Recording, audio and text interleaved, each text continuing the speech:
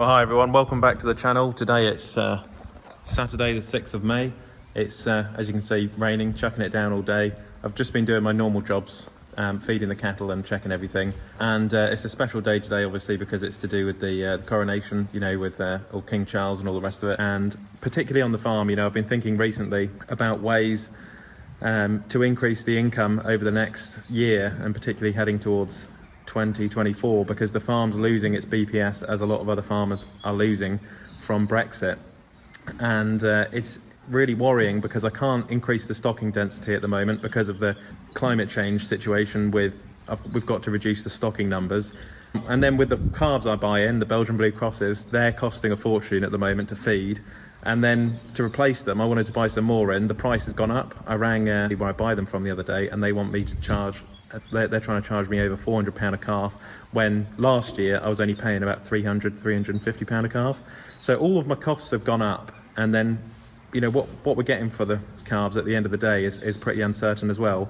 And then on top of that, the BPS is going. So it's quite uncertain, and, you know, there's a lot to think about so that we can keep going with the farm.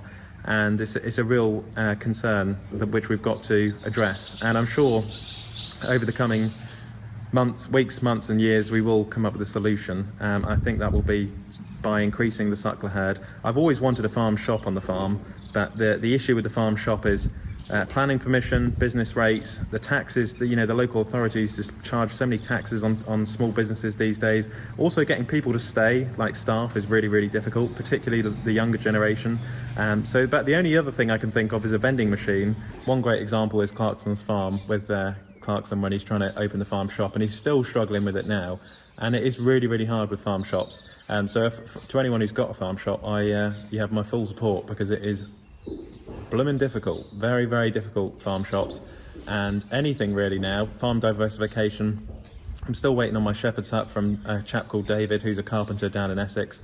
And even when I do get the shepherd's hut, it's going to be really difficult to rent out, because the problem is that people have, with the cost of living, haven't got the incomes at the moment. And also the other issue is a lot of people are doing it now. A lot of people are getting into the holiday cottage game and into Airbnb and things like that. So it's making that avenue quite difficult.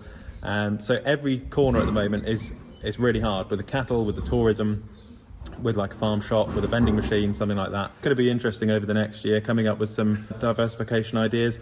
I think what we'll do for now is just sit tight, hang on to what we've got, keep doing everything more or less the same. You see the cat's behind me there, she just popped up. She's waiting for her dinner. That's Winnie, the mini Shetland, as well. You can probably hear as well, she's making a racket. So yeah, we'll be doing more or less the same over the next year.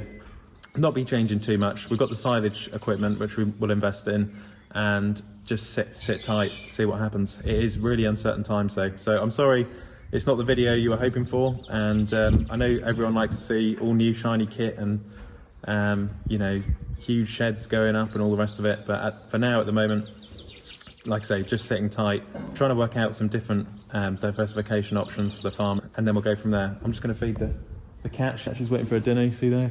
Hill farm cat. And yeah, I hope you're enjoying your weekend, whatever you're up to. At least we've got another bank holiday, although it makes no difference on the farm here whether it's bank holiday or not. We still have to go out and we still do the jobs. I think, to be honest, this country's had far too many bank holidays over the last few years.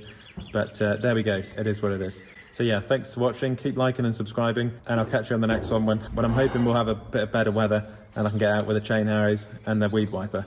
Catch you on the next one. Click here to subscribe to the channel, and click here to watch another Olly's Farm video.